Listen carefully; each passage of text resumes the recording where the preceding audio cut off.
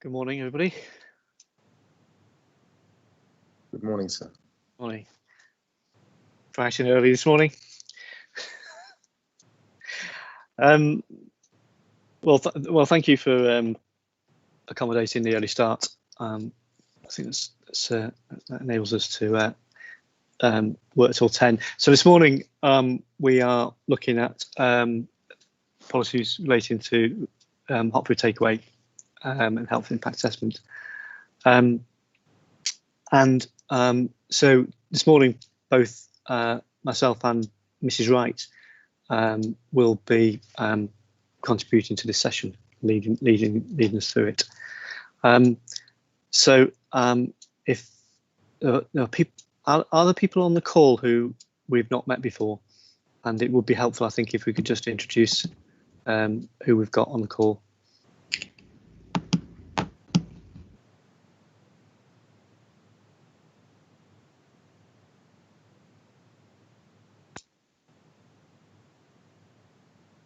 Thank you.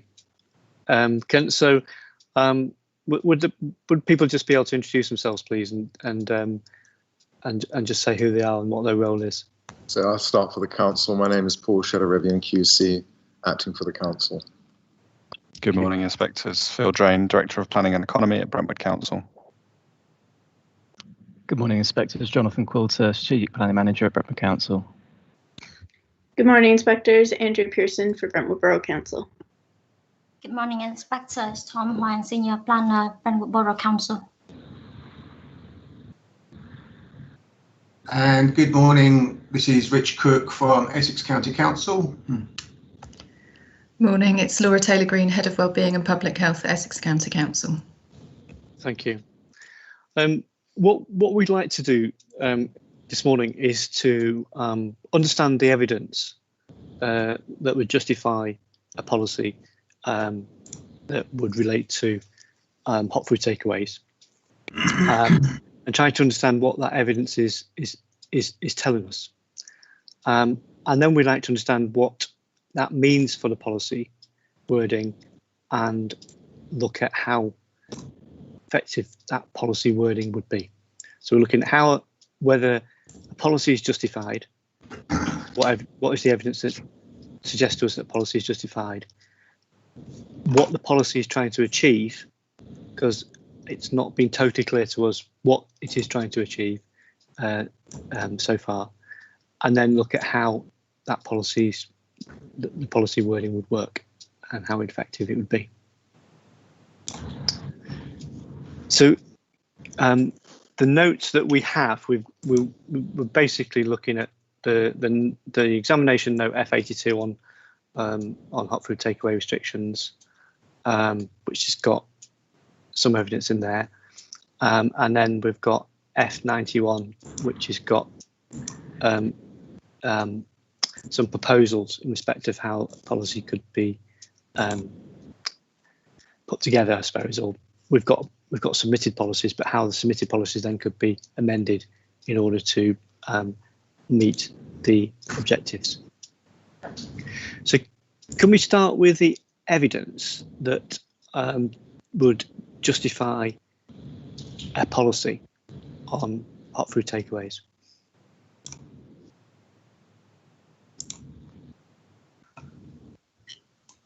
I'm happy to go through the evidence if you're happy with that. So as we are following up the hearing session on a few weeks ago, we prepared a map showing the takeaways in the borough, and also shows the 400 meters walking distance from entrance of the school, and overlay this on the map so that we understand how the correlation between these. And we also have a look at the local evidence in terms of the children obesity rate in the borough. And as the evidence emerged in front of us in terms of the map, it shows that actually there is the issue of hot food concentration around school applies to the whole borough rather than just around the designated centre as we had previously thought. And therefore, we put forward to you some of our initial thoughts in terms of how we can amend these policies or policy directions, really, for PC10 and SB03. The evidence shows that over 43% of the hot food takeaway premises are in the borough currently located within the 400 meters distance from school entrances. And also in terms when we look at the designated centers, it shows that actually only 5 out of 22 designated centers have the issue of hot food takeaways premises that are located quite close to school entrances. And the most critical one is around Brentwood Town Centre, where there were around 13 hot food takeaways premises that's located within the 400 meter distance from school entrances. The other local centres and district shopping centre are in Gatestone High Street and other ones in Dottinghurst. But these have very few amount of hot food takeaways. Some only have one within the school entrances, for example. So therefore, we come to the conclusion that the policy approach should be amended so that it is clearer and aligned with the evidence as well as the other policy in the plan. So back in the submitted local plan, there were two related policy. The first one is SP03 that sets out that hot food takeaways needs to submit a health impact assessment for hot food takeaways, and the other policy is PC10, which sets out that hot food takeaways premises within 400 meters around school should not be granted permission or restricted. And in light of the new evidence, we think that the requirements in PC10 can then be deleted and somehow merge into SB03 so that hot food takeaways should submit a health impact assessment, and that health impact assessment would then form an evidence for the council to understand whether a restriction on operational hours should be imposed on such planning application. So that's where we are now, sir. And if following this discussion, with you think that that approach is appropriate and supported by the evidence, we can go back to amend our policy wordings to reflect the discussion today. So thank you very much. So in terms of the evidence, you've mapped the number of hot food takeaways and you've mapped their spatial distribution. Yeah. Is there a view that there are too many hot food takeaways or an over concentration of hot food takeaways in certain areas? Has that come into play? So the number of the hot food takeaways over the whole borough is 85 premises. And those that are within the 400 meters distance from school is 37, which is comprises about 43%, which is quite a large number. And then if you look at the children obesity rate within the borough, even though this is only slightly lower than the national average, it still comprises of around 14% of school children at year 6 or over being obese. So there is a concern there, and in the interest of public health, we think that it would be appropriate to align the policy that reflect the national framework in terms of planning for better public health and Health England's guidance, as well as the council's own aspiration as well. Thank you. And is there any other evidence that links the obesity rates in school children in Brentwood with hot food takeaways or poor diet in relation to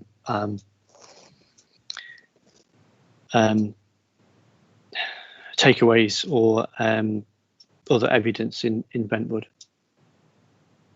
I'm probably wondering whether the representatives from the county council might have that evidence, or whether there is anything that would support the approach on a county-wide basis. If I'm honest, not that I am aware of.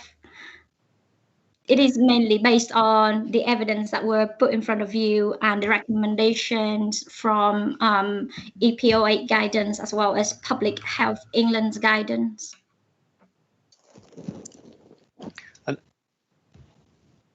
Thank you, Ms. Taylor-Green. Thank you.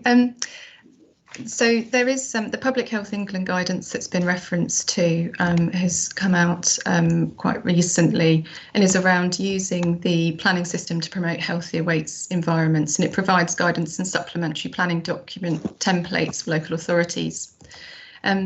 We know that the planning system plays a significant role in supporting access to healthier food environments, and we know that there's evidence that dietary behaviour can be tracked from childhood through to adulthood and can be associated with weight. So the approach we're taking is to really encourage those healthier behaviours in childhood that then go on to support adulthood.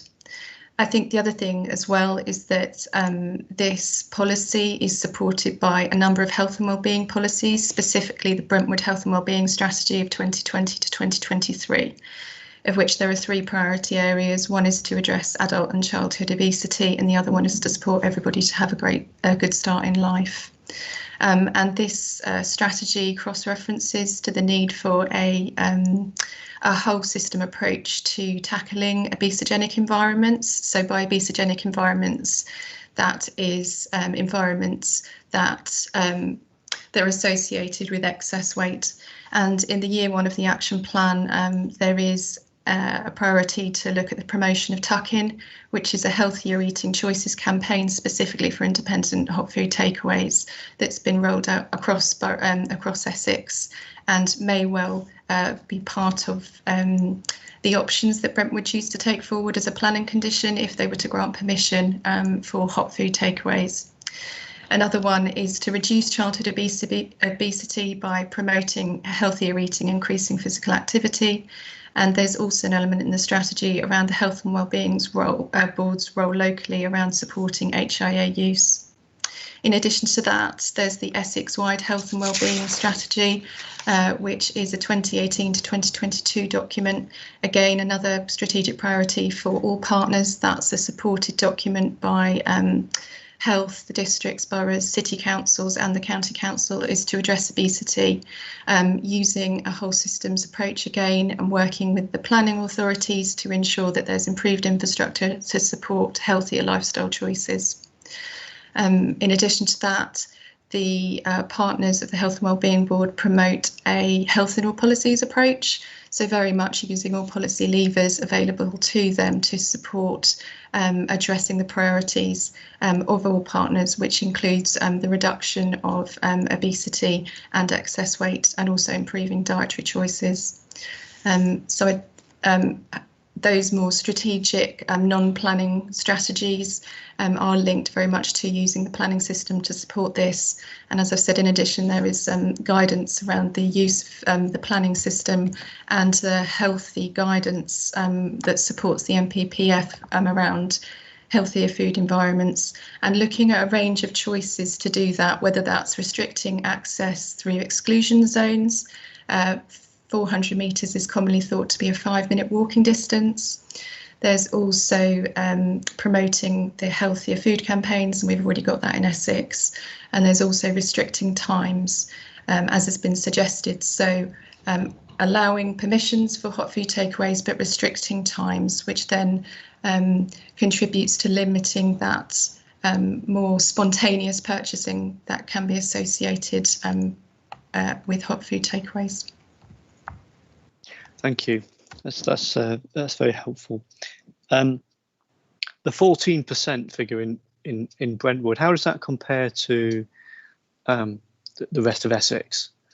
And how does is that an upward trend? The figures for the wider Essex is around 17.9%, and I think on top of my head it was on the upward trend, but I may have to come back and check because I don't have the historic data with me. Yeah, I understand. I can possibly help contribute to that response. So the data is collected from reception children and Year 6 children, so the very first entry point into school and when children are leaving, and it's based upon height and weight and combining to give a body mass index.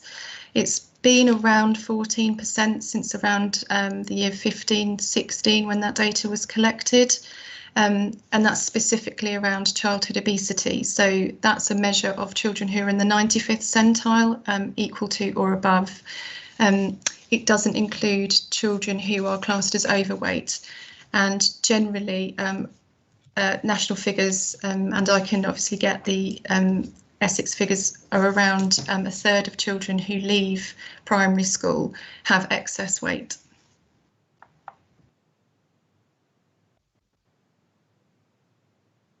Is that a national figure, or is that Essex or Brentwood? That's approximately a national figure, and I think from memory, Essex is roughly around the same number, but I will be able to get those figures for you. And is there evidence in Brentwood of children collecting around hot food takeaways? Sorry, so what was the question? Is there particular evidence in Brentwood of, some of it might well be anecdotal, but is there particular evidence of children congregating around hot food takeaways or using hot food takeaways, or schools report that kind of activity? Not that we are aware of, so if I'm honest. Okay.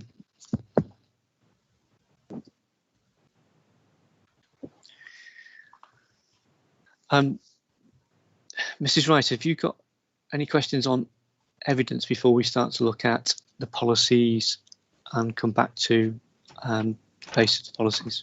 Thank you, Mr. Warden. Yes, I do actually. I just want to clarify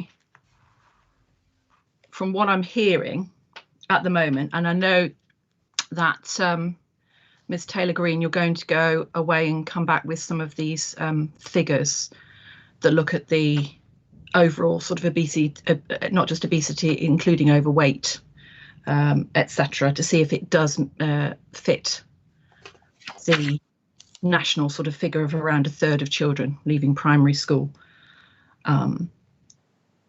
having sort of weight issues or being overweight.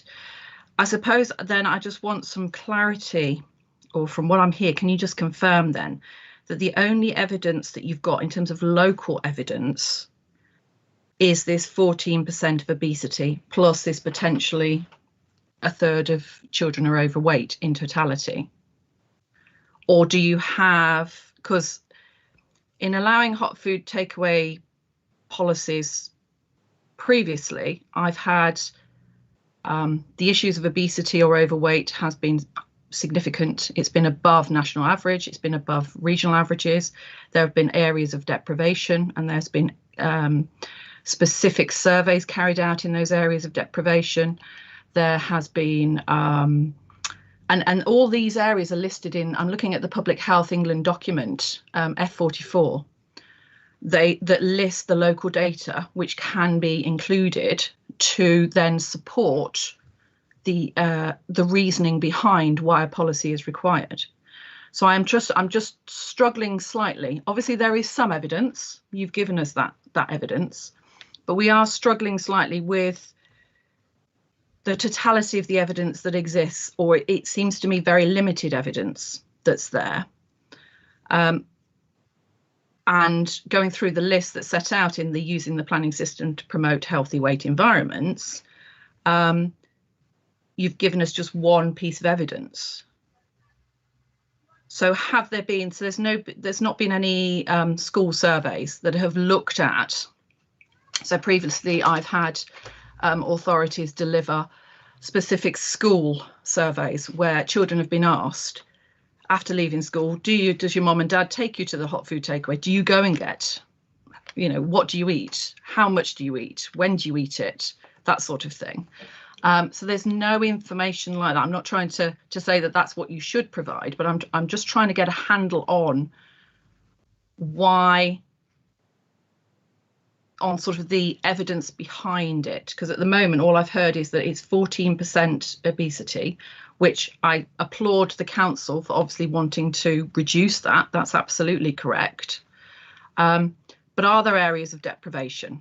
Is there any other evidence? Is there other evidence about the local food environment that is damaging to health? Is there, you've given us the location of the current food, hot food takeaway premises, but there is also an argument about, children can pop into newsagents and get crisps and chocolate and sweets and, all that element, which can obviously be, just as bad, etc. So I'm just trying to understand the evidence from the Brentwood point of view. Is there any further evidence, or is it literally? Sorry, there was an issue there, I think. Is it just the obesity and the overweight? Is that it? And then obviously you've provided the evidence about the locations of the hot food takeaways. There's nothing else. Ma'am, there is nothing else. Right. We've given you everything we've got here.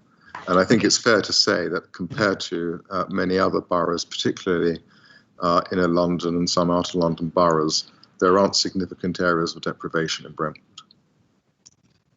Which is a good thing. Which is a very, very good thing. Absolutely. Of course.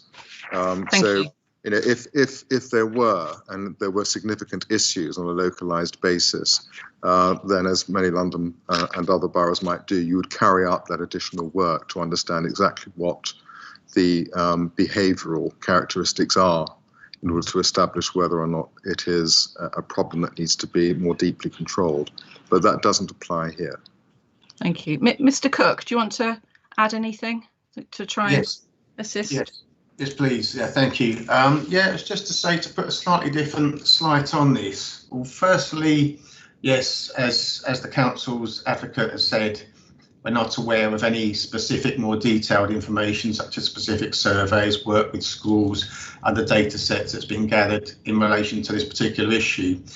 The slightly different slant that I was going to try to introduce here is that with a figure of 17% nationally obesity, with children in year 6 being obese and 14% in Brentwood, both of those figures are of concern in their own right in terms of where they are at the moment, particularly given my colleague's point about the tracking through of obesity from younger through to older life. And as the Brentwood Health and Wellbeing Strategy makes clear, as we look at the obesity levels for people of increasing ages through to adulthood, they do tend to increase. So I think the issue that's trying to be addressed here, and the health and wellbeing strategy makes very clear, is that we're trying to arrest that problem at an early stage as possible, and also to try to make sure that habits around unhealthy food, unhealthy diets aren't elevated and then perpetuated throughout the life cycle as well. So I think one of the slightly different slide is really that this is a level that we would describe to be of concern in relation to the obesity levels of school children, not only nationally but also within Brentwood. But given the evidence that's been presented by the council on the number, the concentration, the location of hot food takeaways as an identified source of unhealthy food, it's an issue that we would certainly be concerned about being at risk of being exacerbated and made any worse. So I think the council's position in saying this is an issue of concern, we need to look at this, we need to make sure that we are in a position to exercise control about any further outlets of this nature, particularly in these kinds of locations. That is why I think that, it's a valid approach in respect of trying to arrest the issue and to make sure it doesn't actually get worse. Thank you, Mr. Cook. Thank you, Mr. Warden. Thank you very much. So there's an action there which Ms Taylor Green has offered to assist us with in providing some of that evidence and links to the evidence that you've helpfully referred to. Mr Shardavian. So thank you. I'm just wondering, it's probably something you're going to go on to because you've got to discuss the policy, but I'm just wondering whether it might be of assistance at this stage to understand whether or not the policy imposes an unreasonable burden on applicants for hot food takeaways, given the nature of the harm that is sought to be avoided and the evidence that exists in the borough. And on that basis, I wonder whether it would be helpful if the county could explain what the health impact assessment would be in terms of an applicant for a hot food takeaway. What kind of burden does it place upon the applicant to provide that information, and what kind of information is required? I wonder whether that might assist you at this stage. Yes, I think it would. We're going to move on to look at the policy, so I think that would be helpful to understand that, and then we can look at the wording of the policy or the proposal in respect to policy wording that the council wishes us to consider. Very good, that would be helpful, Mr Shardavian. Good. So I'm wondering whether the county could assist there. Is that Mr Cook? Certainly. Okay, yeah, thanks. Okay, so I think in the council statement, it's already made clear that there are various different approaches to health impact assessment. There is a well-established methodology. The principle of HIAs has been running in the county since 2008.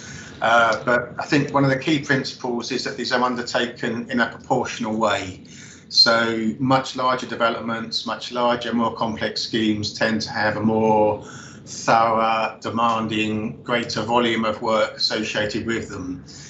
In the case of things like hot food takeaways, we would advocate that there is a requirement in place to carry out some sort of HIA exercise. The council's evidence, Brentwood's evidence, has pointed out the difference between what's called either a rapid or desktop type HIA approach, which will sort of be a quicker, generally faster track type process to identify key issues compared to some of the more rigorous, voluminous type exercises that are carried out for things like garden communities.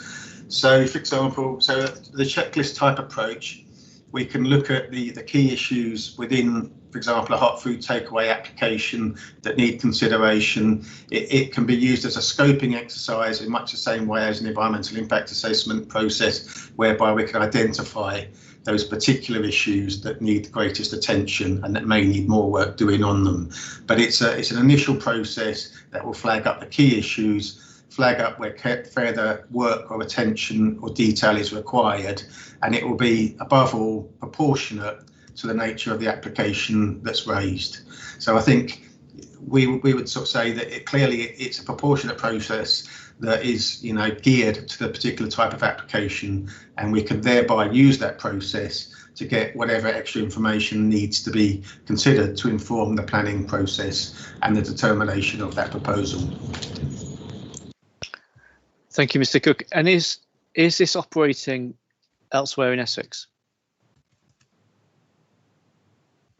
Yes, it's useful to understand that a number of other districts are going down this road. All the districts have signed up to the Essex Planning Officers Association approach around health impact assessment. The introduction of actual policies into local plans is working through at the moment. So, for example, we had the examination of the Harlow local plan a couple of years ago, and Harlow has now included policies around health impact assessment in its local plan. Castle Point Borough Council at the moment has submitted its local plan, and that includes policies around regulating hot food takeaways. Basildon is likely to go in the same direction. So the actual restriction of hot food takeaways is relatively new and still emerging throughout the county area, but the wider practice of HIA is already well established in local plans across Essex. Thank you. Mr. Shatterdavian, you've got your hand up. Sorry, sir, I'll take it down. Thank you.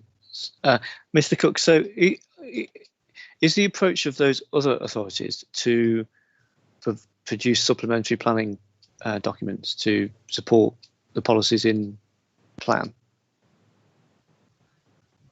Well, at this point in time, that's a little bit early to say, because those plans are still to go through examination process, and of course they can't introduce the supplementary guidance until those policies are adopted and in place. So it's certainly something that we'll be looking at and discussing with those district councils as to whether they feel it's necessary and appropriate for their circumstances. But it does, as experience has shown elsewhere, such as a really good case with Gateshead Borough Council in the North East, in that particular instance, it has been shown to be an effective approach, with the guidance being an extremely valuable tool to implement the policies in practice and to provide that extra detail and information that not only applicants need, but also help the council to make a better determination in every case. So, summary point of that is that we will look at the guidance thing for other Essex authorities, but at the moment it's a little bit too early to be at that stage.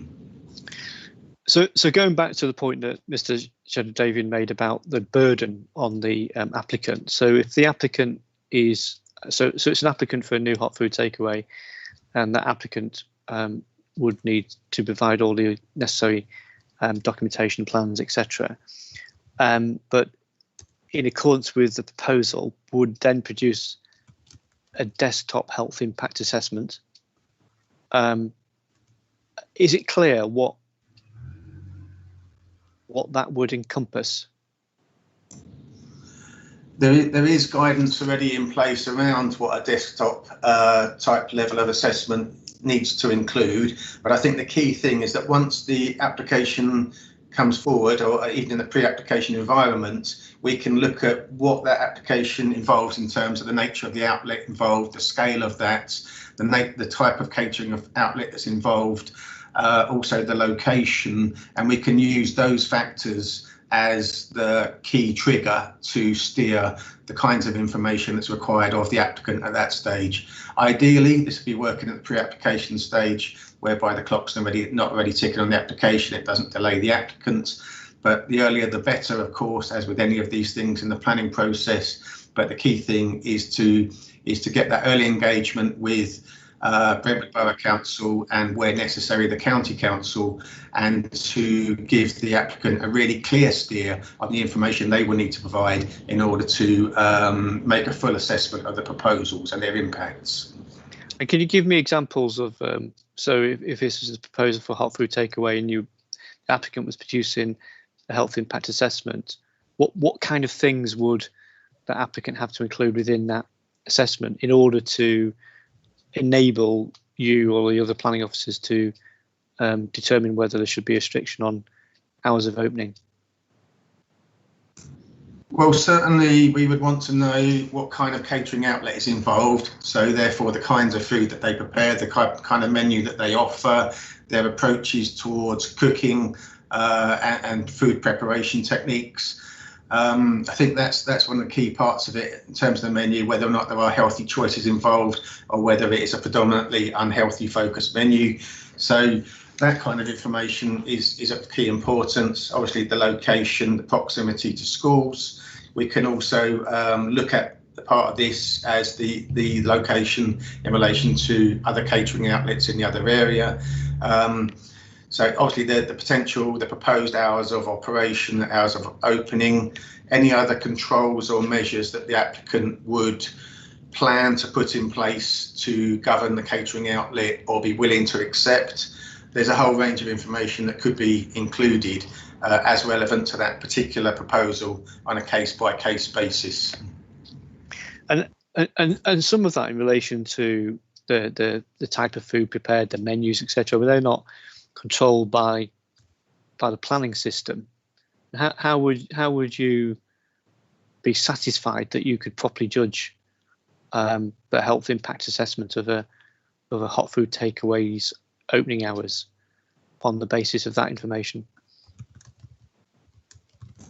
I accept that it is quite difficult to actually control what happens once permission's granted from that point of view. So I think that's where sometimes the more proactive, the more positive levers might be able to come into play. We could speak to an applicant, for example, whether they were willing to sign up to the programme that my colleague has introduced, which I think is actually already running within Brentwood Council in terms of the tuck-in programme. So that's where we work with operators to look at their menu choices, their means of food preparation and food cooking, to look at more healthy options. There's that more positive, proactive programme that could be engaged at that stage, and that, you know, the practice is now moving towards a place where that could actually be applied as a planning condition. That's not something that we've got to quite yet in Essex, applying that as a planning condition, but I understand other authorities, perhaps in London, are looking at that type of approach, whereby it could be a planning condition that they sign up to that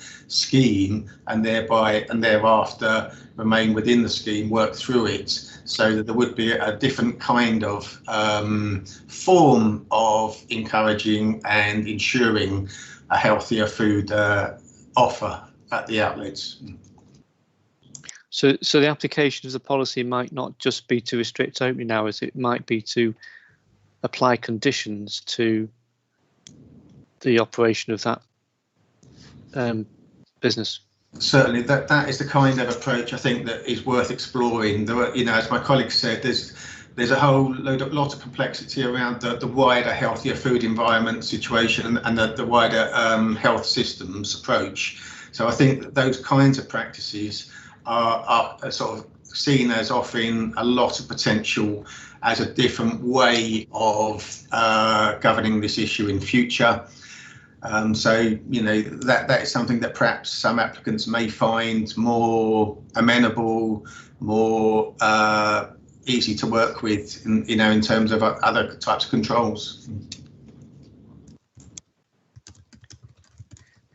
And is that something that the council is then, if the council was putting forward a policy wording now, that wording would include that kind of approach as well as restricting opening hours?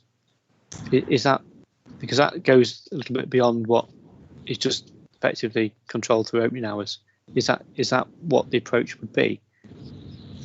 Potentially, certainly it's something we would speak to Brentwood Borough Council about. Ultimately, it is their choice as to how they choose to apply these kinds of measures, but that is the kind of innovative direction of travel for the future that authorities are exploring. So I think we'd be interested in the conversation with Brentwood Borough Council as to the measures and approaches that they would most like to operate, and I think that hopefully there would be a willingness to explore things like that.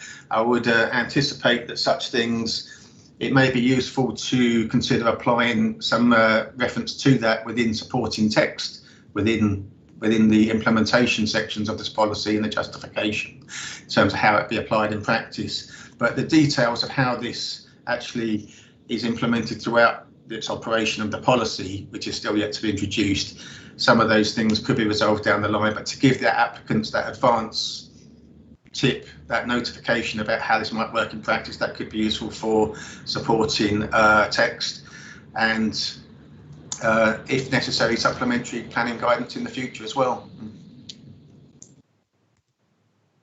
Thank you. And in relation to the hours of operation, then is it an approach that, so you've got a health impact assessment and you might then decide, well, because of the particular circumstances of this proposal and this location, you might decide that the takeaway could be open but not at lunchtime during school term or Monday to Friday, or it might be that it wouldn't be open before 5 p.m. or something. Is how would you determine that, and would that be tailored to each individual application in each individual location, or would there be a more blanket approach across the borough to how those opening hours might be controlled? I would suggest quite strongly that the circumstances have to be geared to the case-by-case basis on the merits of that individual proposal. So on the evidence that is prevalent at the time around obesity, there's other wider circumstances within Brentwood. Also I think we need to also look at the lost train of thought there.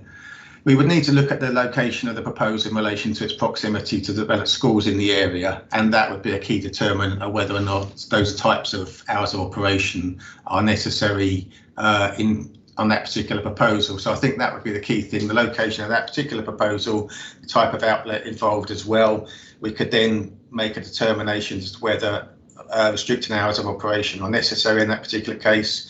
I don't think a blanket approach across the borough would be appropriate or justifiable, and that's been suggested through the council's hearing statements as well. So we would look at it on a case-by-case basis according to the circumstances of the actual proposal, and that would be the most appropriate approach, deriving from the actual impacts identified through the health impact assessment and the evidence prevailing at the time.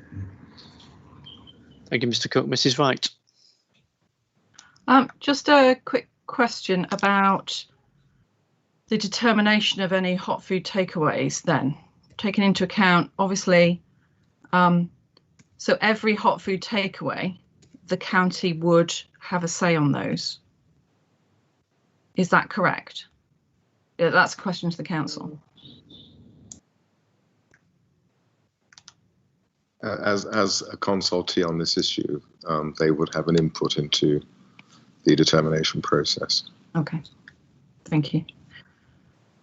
That's all I have at the moment. I think we need to just clarify what the approach is now, but I'll leave Mr. Warden to do that. I've just got another question in relation to whether this approach would apply to applications for change of hours of existing takeaways. I presume it would, in that if an applicant wished to change the hours of opening, they would be required to submit a health impact assessment to help you to determine whether that would have an adverse effect on children's health. Is that correct? Well, certainly the same kind of issues and impacts can arise from proposals to change operational hours. So I would suggest that those do need to be looked at in the same way, and potentially a HI undertaken in order to understand those impacts in more detail in each individual case. We would suggest that, yes, the impacts can arise from those proposals. So we would suggest a similar kind of approach in order to understand and, if necessary, manage or mitigate those impacts. And are there any currently within Brentwood? Is there an approach to restrict hours of opening of takeaways close to schools or generally? I mean, presumably there will be hours of opening restrictions for general amenity type of activities that you would normally expect, but in relation to the approach in terms of health, is there any restrictions imposed at the moment? My instructions are that there aren't. Okay. Can we then look at what it is, what the policy wording is that the council is looking for us to consider? This has been useful information to help us get an understanding of what is what the council is trying to achieve, and in partnership with Essex County Council. But can we then understand now what the wording that the council would like us to consider is? Yes, of course. We go to document F9A, where some amendments are proposed to the policy.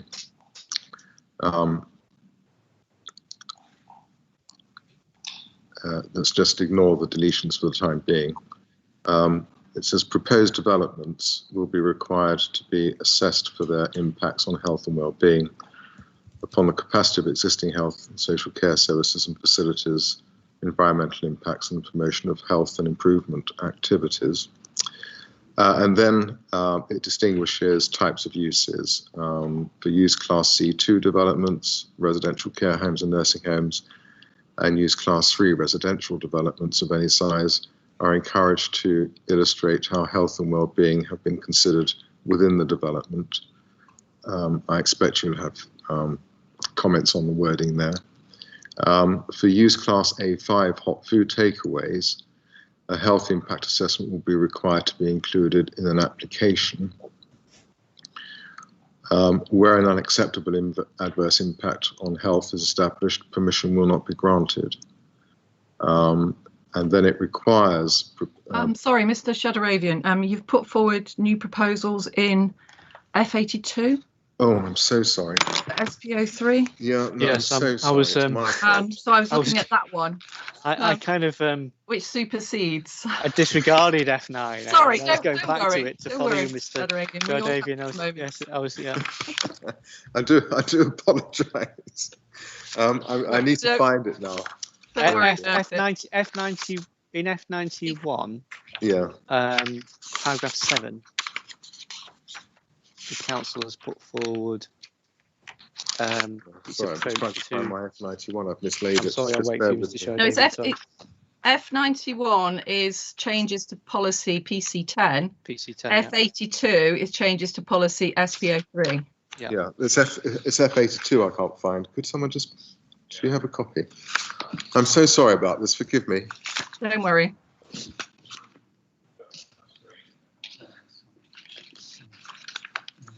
And I know, sorry, Ms. Taylor-Green, I know, do you need to go by 10?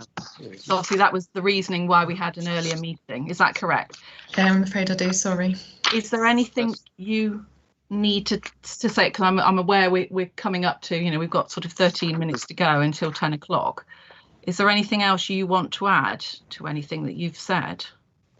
Not particularly. I'll take away the action, but I think my colleague Rich, we worked very closely together on all of these health and wellbeing issues and planning. So I think he's able to stay, potentially if you run over. I'm not sure. Thank you. Thank you very much. Your contribution has been very helpful.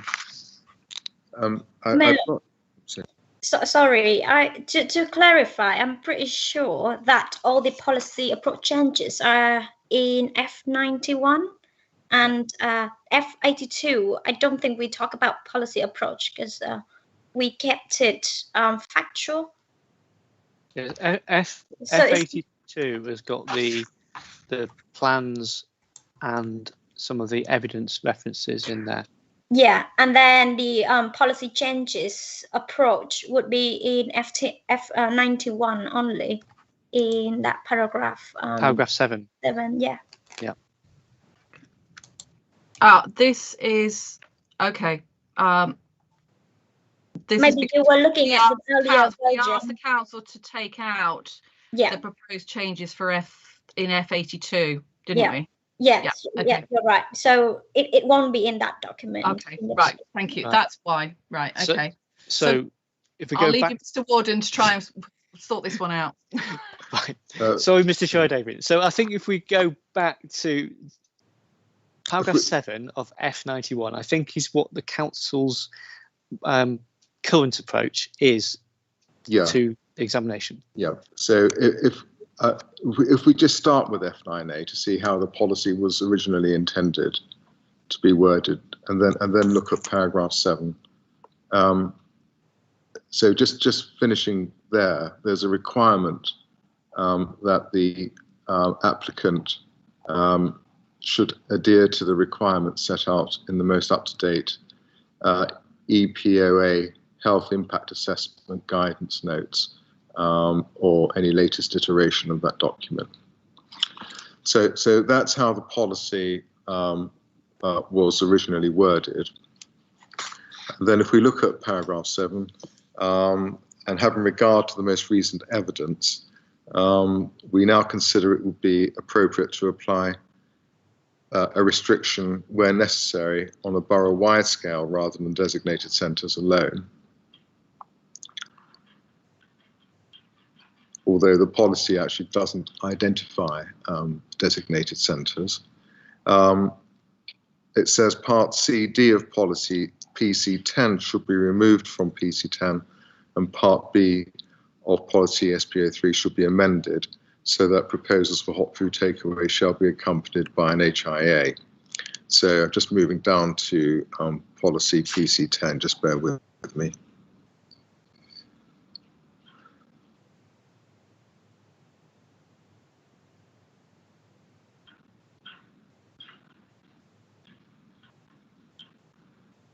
Sorry, my computer's slow when I'm on Teams or Zoom, so forgive me.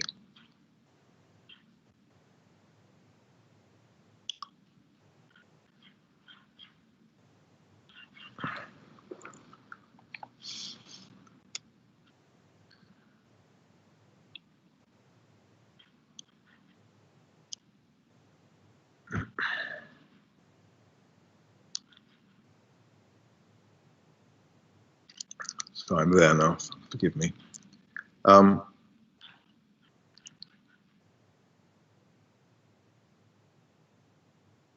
So the paragraph D of that policy says proposals for new hot food takeaways within 400 metres walking distance from the entrance of points of primary or secondary schools will be restricted in order to promote the health and well-being of school pupils. Exceptions will apply to primary shopping areas within this 400-metre buffer zone. Hours of opening will be limited to after 5 p.m. on school days, and lunchtime opening will only be permitted where schools within 400 metres do not allow pupils to freely leave school premises during lunch breaks. And so what we're saying is Part C, D of policy PC10 should be removed and put into SPO3 and apply to all hot food takeaways within 400 metres walking distance of the entrance of schools in the interest of public health. Thank you, Mr. Chair, David. I think we're still unclear as to then what would be the approach, because if we take Part CD of policy PC10 and put it into SPO3, in paragraph 7 it says it should be amended so that hot food takeaways proposals shall be accompanied by a HIA, which would then inform the councils whether or not to apply restrictions on the operational and opening hours of hot food takeaway premises within 400 metres walking distance from the entrance point of schools in the interest of public health. So does that mean that all hot food takeaways across the borough would require a health impact assessment? Yeah. If they're within. Well, I think I'm hearing different things actually. Yeah. This is where a little bit unclear now. So if they're within 400 metres, they would. If they're not within 400 metres, they wouldn't. Is that my understanding is all of the hot food takeaways would be required an HIA, and then the restriction on those within the 400 metres would only be allowed or restricted following the council's review of that HIA requirement, of that HIA evidence. So the council would require every hot food takeaway across the borough, proposal for a new hot food takeaway, to submit a HIA. Yes, that's correct. But in respect of restricting opening hours, it would only consider those HIAs within 400 metres of a school, and would then assess the HIA and the proposal and decide whether or not to impose restrictions on opening hours and what those restrictions should be. For those within the 400 metres, yeah. Right. So why would there be a requirement for every hot food takeaway in the borough to submit HIA when you would not impose restrictions on opening hours? I think that was the original intention that was proposed in the SP03, that we so that we understand the implications of that hot food takeaways on its locality.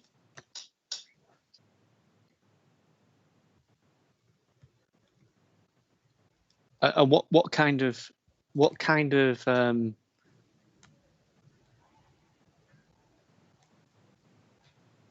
so I suppose what kind of outcome could be of that assessment? Outcome of the assessment for those within the 400 meters. Sorry, no, I'm sorry, outside the 400 meters. It would be, I think it would be similar to those the other application. If it doesn't have any impact, or if mitigation measures are deemed to be satisfactory, then the application would be granted. And bearing in mind that the desktop HIA are quite short surveys, which can be completed within a few hours, which would not be placing burdens on the application. This does not comprise as an onerous requirement for applicants. So the restriction would only apply if we consider that there would be a negative implication of the premises on the local health impact. So outside of the 400 meters, what kind? Can you give an example of the kind of impact a hot food takeaway could have that you might then seek to take into account in its determination? Outside, this is outside of the 400 meters.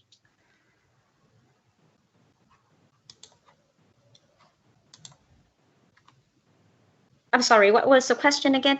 So, is the council's approach that there will any proposal for a new hot food takeaway would be required to be accompanied by a health impact assessment? Is that the council's approach?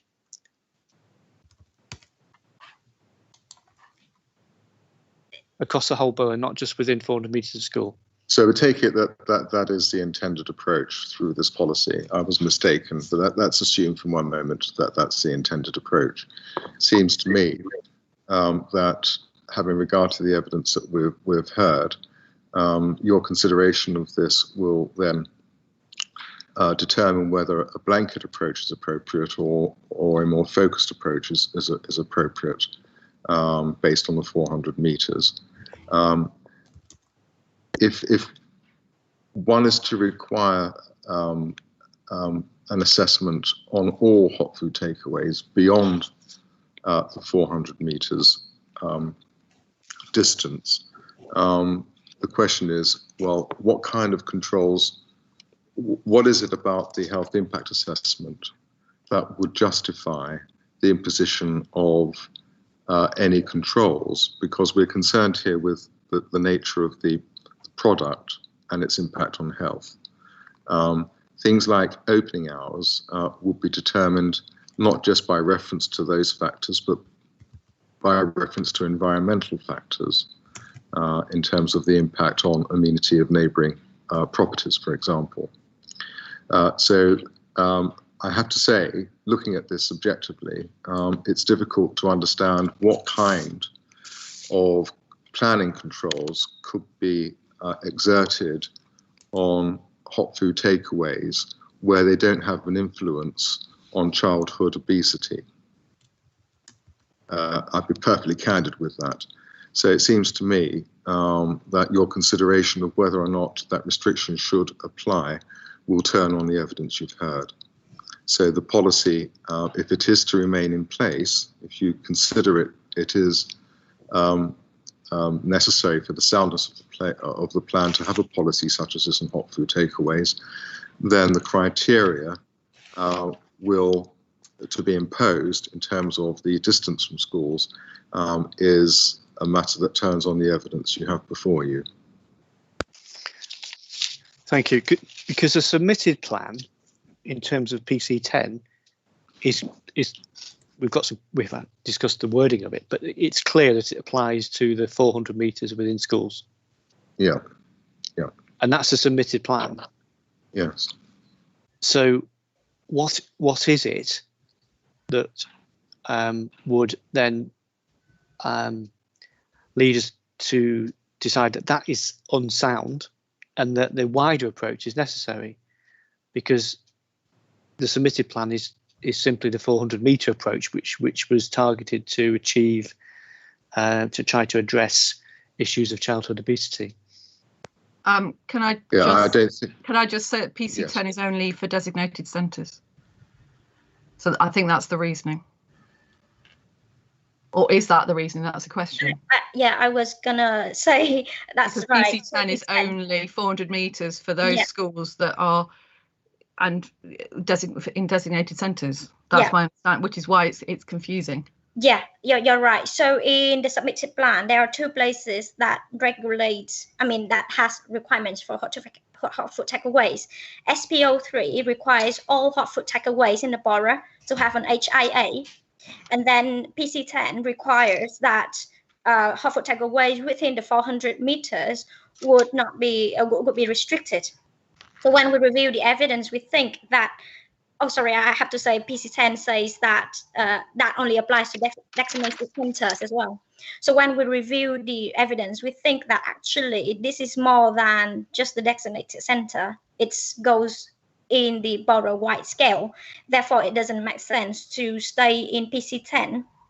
But also, we take into account your comments on the emerging trends of of healthier diet takeaways, and we think that this must be informed. The decision whether to restrict or not should be informed by the HIA, which was in SPO3. Therefore, we thought that SPO3 could then be amended so that it say that all hot food takeaways should be submitted an HIA, and then following that the evidence contained in the HIA, the council would then decide whether to control the operational or. So what you're proposing is greater flexibility. Yeah, that's right. Rather than being absolute. Yeah. Okay. And it allows us to consider the evidence or whatever mitigation measures that could be submitted as part of the proposal at the time as well.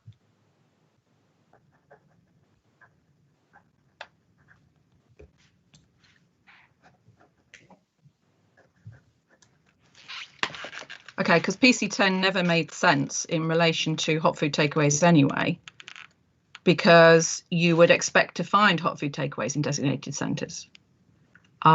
Because they're a local town centre use. I know there then can be an issue over concentration in designated centres. That's a separate issue though. You're not going down that route of over concentration unless you do that as part of a HIA. Yeah. But that's not what's referenced. So just so that I'm clear then, so you're proposing to delete any reference to hot food takeaways out of PC10. Yeah. And then there is a potential where you're discussing whether, well, it's already in SPO3 requiring a HIA for a hot food takeaway, but Mr. Warden is quite rightly asking, is it necessary for every single hot food takeaway? I.e., and I know you've said it's not a burden, but I'm struggling to try and understand this. So, which I'm sure Mr. Warden is as well. Is just what the HIA approach seems to give greater flexibility. That could be a bonus to the hot food takeaway owners, developers, and it can be a bonus to the council because then it gives that flexibility to make that decision when an application comes in. However, we need to have an element of some form of certainty, or at least if there is clarity on exactly what the developers are need to provide. And Mr. Warden's already asked those questions. So what is it about other hot food takeaways? Why do they need to produce a health impact assessment? Is it nothing to do with schools and it's to do with other amenity issues? Is that the reasoning? So that's what I'm just trying to understand. And how will it be different to how you deal with hot food takeaways now without this policy?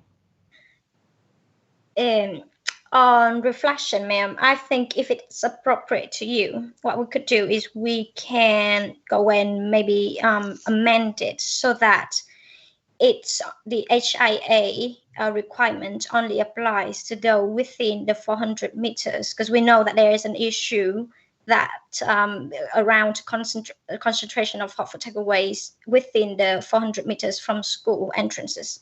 So therefore, the HIA may be more relevant to those hot food takeaways proposals within that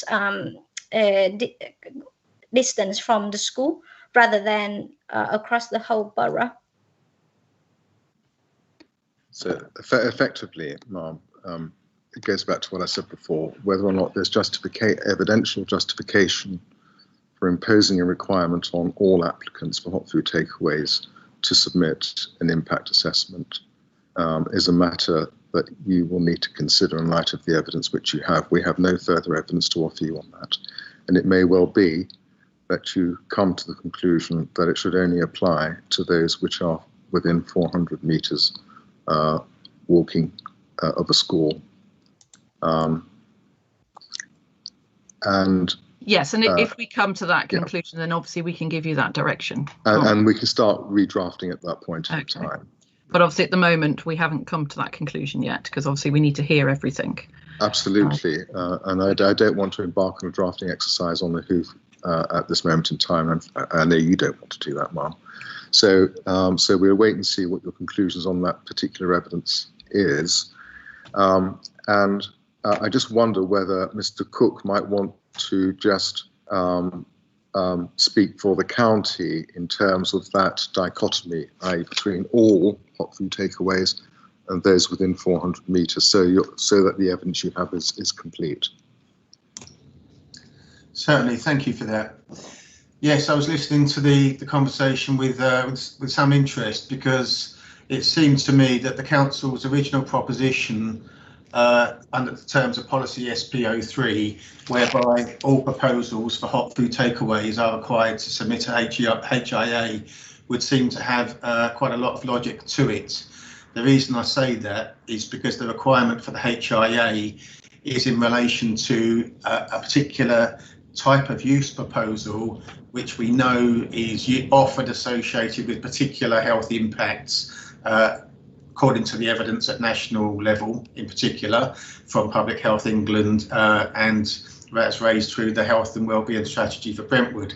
So we know that it's a sensitive use in terms of impacts, and enabling the council to actually have a proper understanding of what those impacts would be in every case.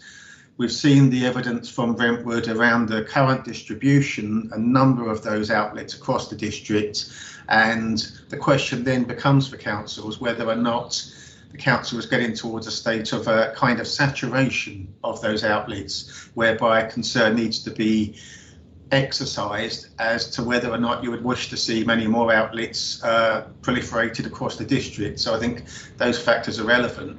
I think the key factor is actually giving the council that ability to understand those impacts by means of the route of a health impact assessment in each case across the district. The measures that will come out of that in terms of potential controls or planning conditions, etc., or restrictions, or whether or not they are more proactive measures, the type of which we mentioned earlier, can be assessed on the merits of each individual case there.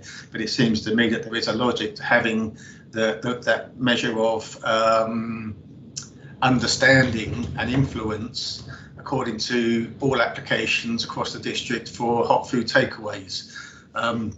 So that seems to be the logical approach, because also, whilst the council's actually raised the issue in particular of proximity to schools, of course there are other sort of sensitive sectors in the district where children, young people are likely to gather or congregate, and those could be open spaces, those could be play areas, those could be children's or youth clubs, all sorts of other places and types of facilities whereby young people will tend to gather and thereby could be sensitive to the proximity of hot food takeaway uses.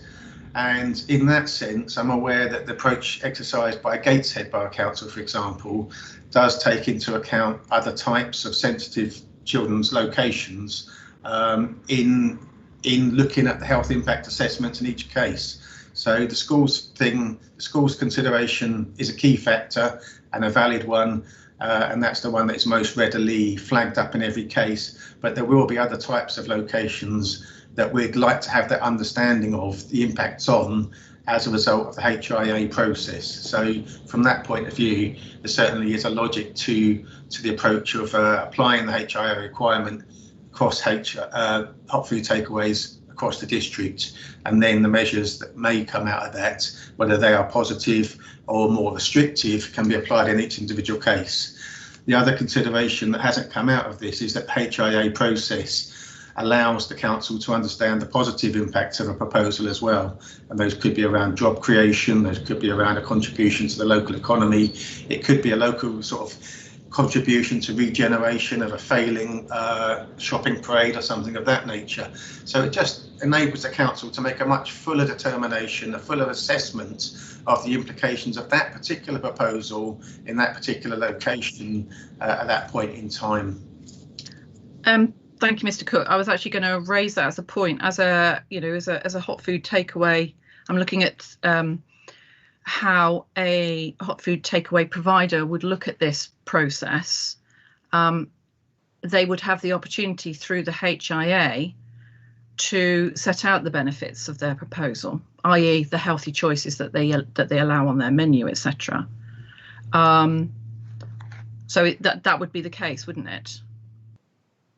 Absolutely, yeah, and I think it does give the operator a chance to spell out those benefits, to potentially capitalise on those benefits, because for example, if they are going to employ extra people, we could think about a conversation as to what type of people they employ. There may be certain types of apprenticeship or training or learning opportunities that could come out of that exercise. There may be a way to look at different types of employment that could come out of the outlet as well. It also gives us a chance to actually speak to the operator and potentially influence and improve the type of food offer they might actually be offering, the things that may not have actually thought of before. So we may be able to improve health outcomes by having that positive conversation with the operator that wouldn't necessarily otherwise be enabled without that measure in place. I think also it may be also that some hot food takeaway operators have not actually thought about the potential options that are available, so they may not have understood that there is an increase in market amongst the public for actually healthier food options rather than just the traditional more unhealthy options that are increasingly prevalent. Thank you, Mr. Cook. Thank you, Mr. Wood. Thank you. Just Mr. Cook, are some of those considerations matters that your colleagues in licensing would address? Are they covered by those licensing arrangements, negotiations, consents, etc.? I'm not aware of the exact nature of regulation that the licensing authorities are able to exercise. I know there would be certain things around the level of hygiene and making sure those outlets are actually safe in terms of their ability to prepare and offer food to the public. So there is a certain level of regulation that's operated through that process in conjunction with the environmental health officers within the district councils. So that is part of the control. But I think one of the messages that it's really important here, and that my colleague Laura Taylor-Green did help bring out, this is a whole systems approach, and that the approach that's operated by Brentwood Council in this instance needs to be very joined up. It needs to be working together with environmental health officers. It needs to be in conjunction with licensing officers, with all different partners across the board, the health and wellbeing board and practitioners. So to get a completely rounded view as to the nature of the impacts in each case, what kinds of measures might be appropriate, where positive measures might be applied as well.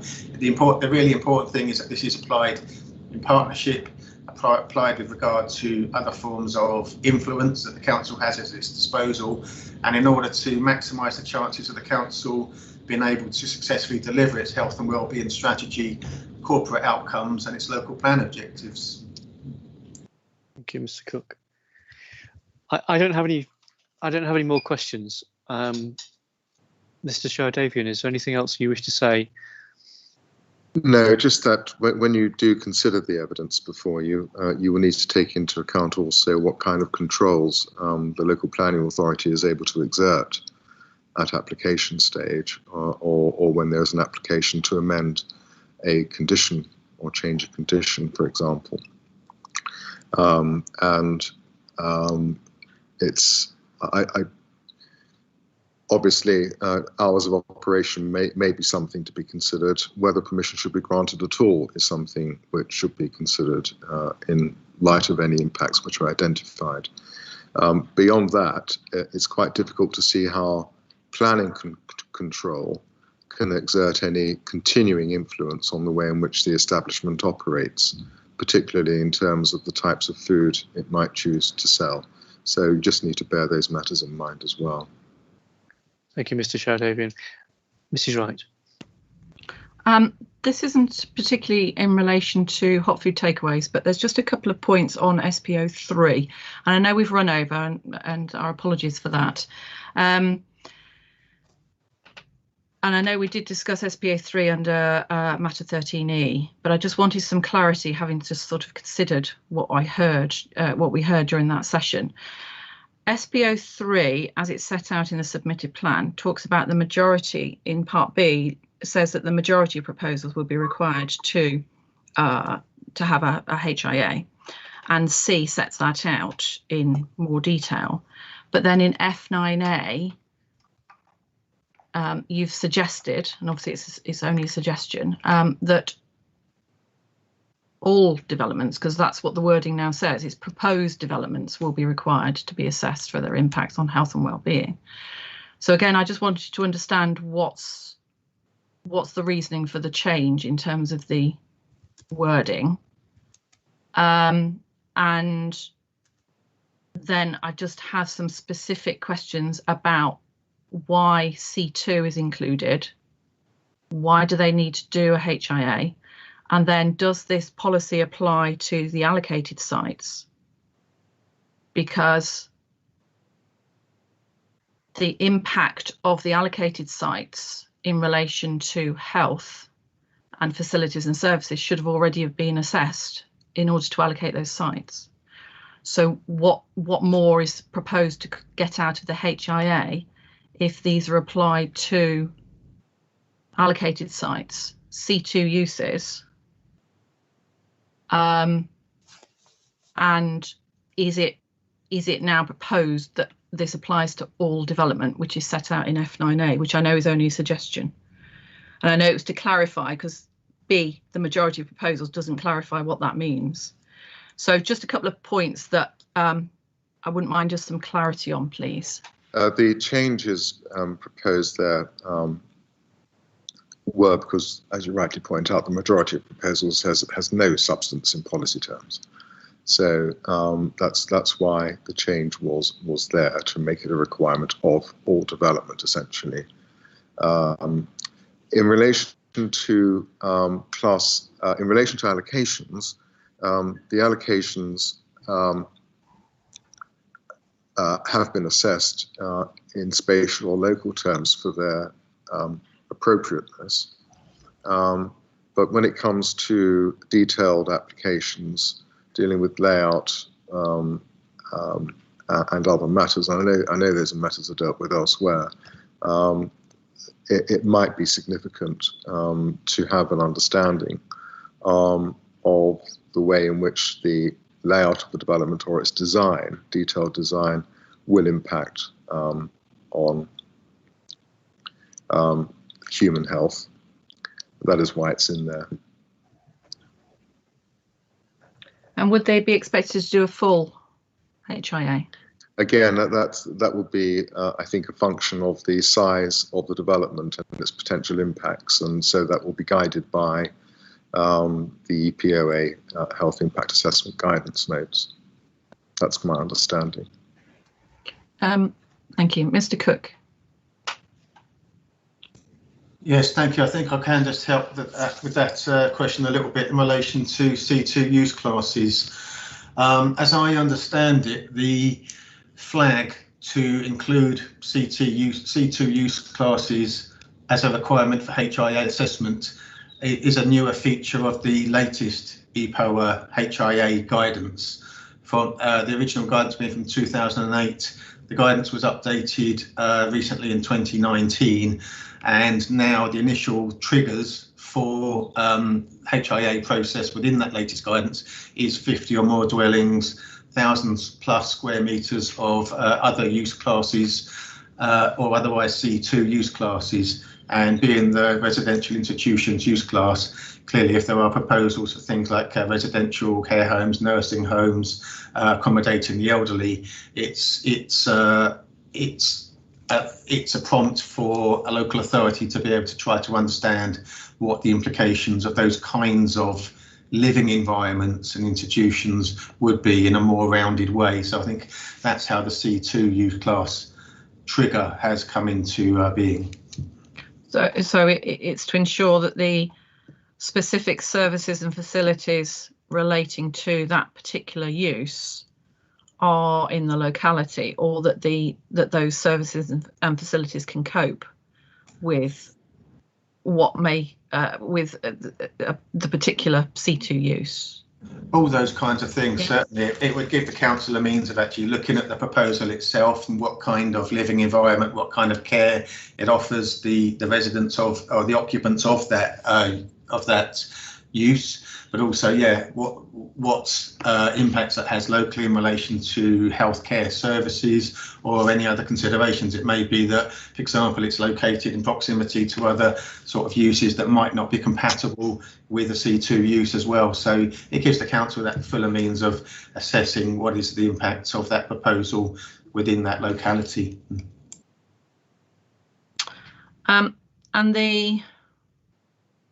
And again, I know this was referenced when we had the discussion on SBO3, but I'm still trying to understand the reasoning behind this applies to developments of 50 or more units. Because I'm trying to understand the implications of what possible impacts, because we're only talking about allocated sites here, or no, this can obviously apply to windfall sites as well that come forward. So I'm just trying to understand. I know it's in the guidance, but that doesn't necessarily mean it's justified within a policy just because it's in guidance. And I would just want to understand, how did the 50 unit get? How was that determined in the guidance? Do you know, Mr. Cook, why was 50 units chosen? I have to be able to say that the original figure of the 50 units did derive from the 2008 guidance. So I was not involved with that guidance at that point in time. So I'm not aware of the exact conversations that took place. Although I can say that the guidance was developed in conjunction with all the planning authorities across Essex, and it was a collective view based on engagement with all the different planning authorities at the time to come to that overall figure. In some districts that would be appropriate. In some other districts, for example, like Colchester, they decided to apply a threshold of 100 units, but I suspect in that particular case, that is with regard to the typical scale and nature and character of development taking place within Colchester district, which has experienced considerable growth in recent years. For some of the smaller districts across Essex, such as Tendring, Brentwood, which don't get such large scales of development as Colchester, then a lower threshold of 50 units has often been decided as appropriate by those authorities based on the scale and nature of growth taking place. At the end of the day, you could always argue, should it be higher, should it be lower? A level has to be set, but the 50 number of units has been decided as appropriate for Brentwood on the basis of the scale and nature of development taking place within the district. We could submit a paper to describe the context of this if that helps, by all means, but that's the way that the threshold was decided as a general benchmark as appropriate for the scale of residential growth coming forward across Essex and the level of growth for proposals at which each district would like to be able to have that extra level of understanding and evidence to inform the planning process in relation to residential developments. Thank you, Mr. Cook. I don't think we need additional note at this point in time, but if we do, then obviously we'll let you know. But thank you for that. Thank you, Mr. Warden. That's all my questions. Thank you very much. Well, I don't have any more questions now, so I'd like to thank everyone for their contributions. We have slightly run over, but it's been a very helpful discussion. Yes, it has indeed been very helpful, and I apologise for my earlier injection of confusion. No, I think that might have been me confusing everybody, so don't worry, it was probably me. Not a problem at all, Mr. Davian. I think we're all a little bit confused about, because we had various iterations of policy wording and documents, etc. So it's not a problem. Thank you very much, and we will return at 11 o'clock for this session in relation to Brentwood Enterprise Park. That's right. Okay, thank you very much, and thank you very much, Mr. Cook. Thank you. Thank you. Thank you. Thank you. Bye.